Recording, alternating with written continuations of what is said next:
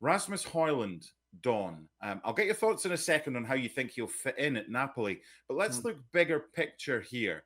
This has been a total and abject failure, a flop by Manchester United. What now for them with regards to this loan deal? And will they escape scot-free because they've let this guy go? Well, you say abject failure and a flop. I think that's more on the board at Man United than the player, because Rasmus Højlund is a really good player. He's not the finished article. He's very raw. You can see there's a player there that's devoid of any confidence whatsoever. I've seen a lot of him when he was at Atalanta. He performed that well. I sent him on to one or two Premier League managers that were in the job at the time because the talent and the potential was there in him.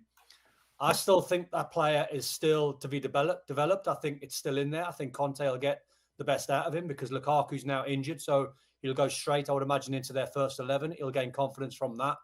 The £75 million that they paid for him was far too much. And that put a lot of pressure on Rasmus Højlund. He didn't deliver. I think very early on he missed the pre-season and had quite a bad injury. So that always took a little bit of time. Any player will tell you, you miss a pre-season, it's difficult. I'm not defending the player because some of his performances wasn't good enough. But I just think the whole thing was handled from start to finish from the club's point of view poorly. He should never have been bought for £75 million. A true reflection, I think, of a price tag for someone that scored 11 goals for Atalanta should have been in and around 30 to 40 million quid. Then you'd like to think a youngster going to Man United would be given time. The pressure was on him because of the price tag. They've done exactly the same now with Šeško, so they haven't learned because, in my humble opinion, if I had a say at Man United, I would have said to their board or to Ruben Amorim, don't buy Šeško, give Rasmus Højlund one more year at Man United, give him some coaching, give him some encouragement and buy a £75 million goalkeeper.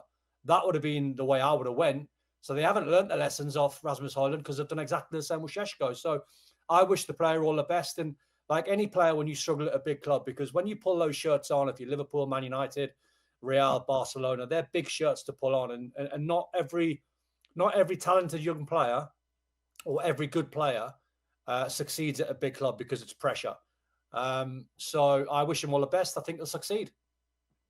What's the chances, a bit like Scott McTominay, of Rasmus Højlund going to Napoli, where he's going to spend the rest of this season on loan? That's been confirmed by Manchester United. And maybe hitting 20 goals this season with maybe 10 McTominay assists. And then the Man United fans thinking, what might it have been? Every chance. There's every chance.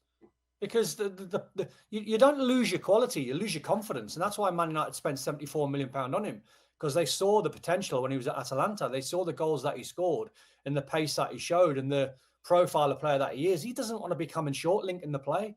That's Lukaku's game. He's a player like Šeško that needs balls down the side because he's quick and he can finish. So you're asking a player, when you've spent that amount of money on him, to not do the things that he's good at, which that's what I alluded to before about spending time and coaching and getting the best out of Rasmus Højlund. If you're a midfield player, plays balls down the side for him to run onto and spin defenders. So going back to Italy now, I think he'll feel at home. I think he'll relish the chance of playing for Napoli. He'll relish the chance of being schooled under Antonio Conte. He'll get the service from midfield and wide areas that he really, really wants. So I think there's every chance you'll see a kid now go to Napoli. He'll score goals. Wherever he hits 20 league goals might be a bit of an ask.